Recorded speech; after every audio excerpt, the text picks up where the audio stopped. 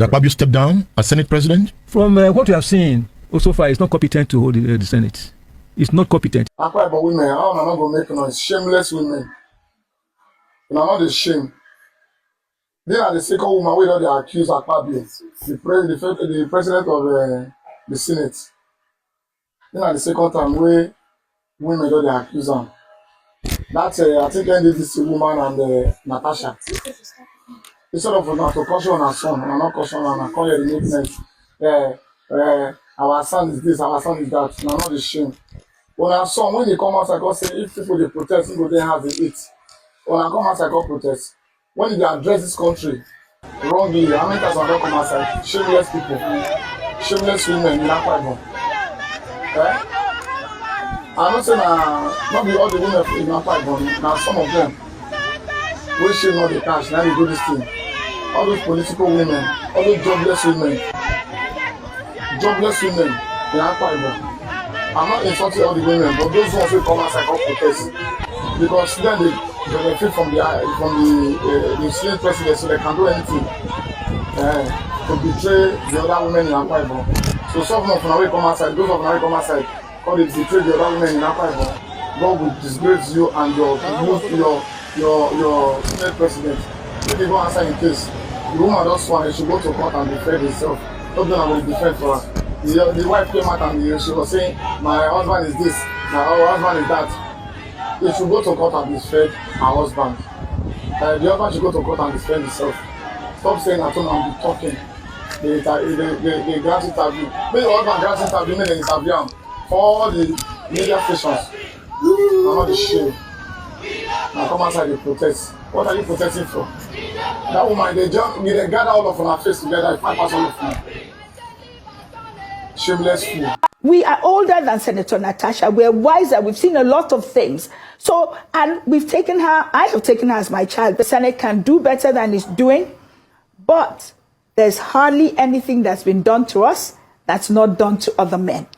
It is more appropriate to say that the Senate is not opposition friendly. Now, the Senate leadership may not be gender friendly, but I must say the majority of the senators, they are very kind and they are conciliatory to us. They look out for the fact that women, some of them have been there before. They guide us on do it like this, do it that way.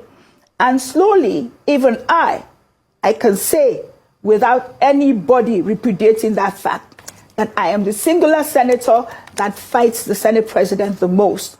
But I have learned to do it. If it arises on plenary, I deal with it there, especially when it's on issues to do with my constituency. When it's on other issues of privileges, I go and meet him when all the senators are in the dining room, and I fight with him there and get the support of other senators. Senate is a place where the majority takes the day. So then also I want to say something. Us women in the Senate, in fact, to be honest, Senator Natasha has gotten the most privilege of all the four of us. The seats I'm sitting in now have been moved 4 times. Senator Baligo has been moved at least twice. The 3 of us have not been sexually harassed. That not to say if Senator Natasha can prove that she has been, that is fine. We will support her. She has not spoken to any of us throughout this whole episode. From change of seat to now. Senator Baligo was with her, tried to talk to her that it can be resolved. She did not listen to her. So I'm coming to say that women of Nigeria have larger things in front of them. We're trying to pass special bills, 35% inclusion. We cannot be fighting over where we sit. And it really denigrates the institution. Senator Natasha has never discussed with the rest of us senators, and I speak on behalf of the 3 of us. We are older than Senator Natasha. We're wiser. We've seen a lot of things. So, and we've taken her, I have taken her as my child. I saw the different interviews. I've watched several speeches. I'm just speechless. That's the only thing I'll say. I'm just speechless. I really, when they say silence is golden, it actually would have been golden by her just keeping quiet and never saying anything than actually what she came out, to talk about. she did say according to Senator Ireti, she did call Senator Natasha promptly, and then they were having a conversation. She said she was going to call back, which she didn't do, and then later, she called her husband and all of that. This is not the way this should be handled. How should it be handled?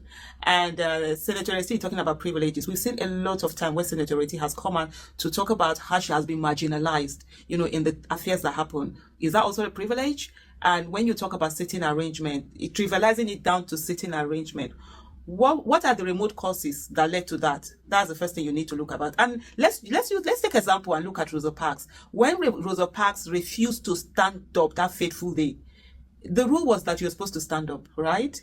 And it's a small thing. What's a big deal? Just stand up in a seat, a white person's seat, and then you get home. There were a lot of people who said that to Rosa Parks, but she had it here with an accumulation of things. So when you're looking at it, just like Natasha had also said in an interview, it's not just about the seat. It's about accumulation of things that had happened and the anger that follows it to say, hey, I beg, today, if not that way, we die.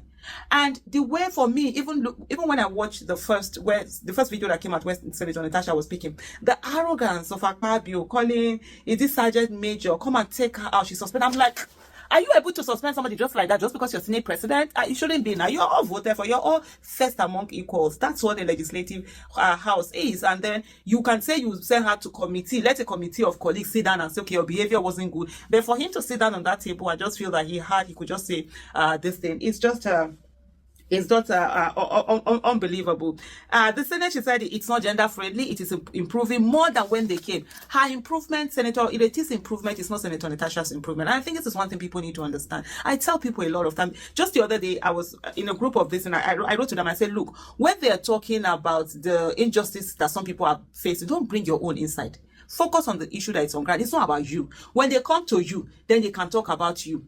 If, for example, Senator Ireti feels that the Senate is much better than when she came and things are going nicely and her male colleagues are smiling at her and say, mama, whatever it is they are saying, helping her, fine. That's her own reality. That's not Senator Natasha's reality. Senator Natasha might want more than what she feels is okay. It's just like my generation, what we feel is okay when it comes to issue of gender equity, equality, and all of that. It's not okay with my daughter's generation. There are certain things that I'm accepting, and my daughter is looking at me as if, are you crazy? Why are you accepting that? Why is that okay to you? How is that okay to you? And I'll give you one very quick example. When my daughter was in year 11, they call it, in secondary school, which was the final year, and no, I think when they just entered, they were going to run for prefect, and I was like, oh, so that means there are 50% girls, 50%. She looked at me like, what's that?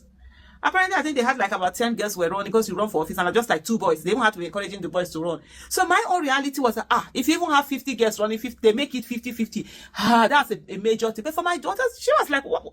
The way she looked at me, she said, what's that? Why is it 50-50? They know they're about, I think when she said 12, was it 12 girls that were running and 2 boys? I think they were 14 position or something like that. So we must understand this. So I cannot come with my own generation. So when the younger generation, my daughter's generation, are talking about the kind of things that they want to see happen, and I'm bringing my dead older person mentality to come and be telling her generation or her said that, oh, this is what you should be. No, I should shut up and let her be what it is that they want. The same way Senator Ireti needs to shut up and let Senator Natasha ask for the things that she needs to ask for. If she feels that it's okay with her, the Senate is doing very well, but that's not what, Senator Natasha is feeling. And the way she said that, okay, the Senate is not opposition friendly, according to her. And then she talked about the men being kind, guiding them, and stuff like, hey, sister, which gender bill have you brought there? Kind. Is it to say, hi, how are you? Men are always kind when it comes to, hey, hi, how are you? It's when it comes to you having a right, women being human beings. That's where the hi, how are you ends. But on the surface, to look at it and say, oh, they're actually very, very kind. There is another kind, and I want job. If I say I'm so disappointed, so disappointing. Oh, Lord have mercy. If I'd had these antecedental issues, and a lady had come out some years ago to say it boldly that this man had pushed me to the wall and even said unpleasant things to me because I would not yield. And we have another case. Should Akpabio step down as Senate President? From what we have seen, so far, he's not competent to hold the Senate. He's not competent. In terms of, he does not do some reading. He does not even study to understand issues. He's using the fiat of power, this absolute power. You see, there's a terrain you want to follow if you want to follow leadership. You look at the axis of decisions. Look at the simple antecedents. Look at the information is processing, the way it processes information, the way it solves problems. Problems are not only solved on the political basis, on sentimental basis, or basis of money.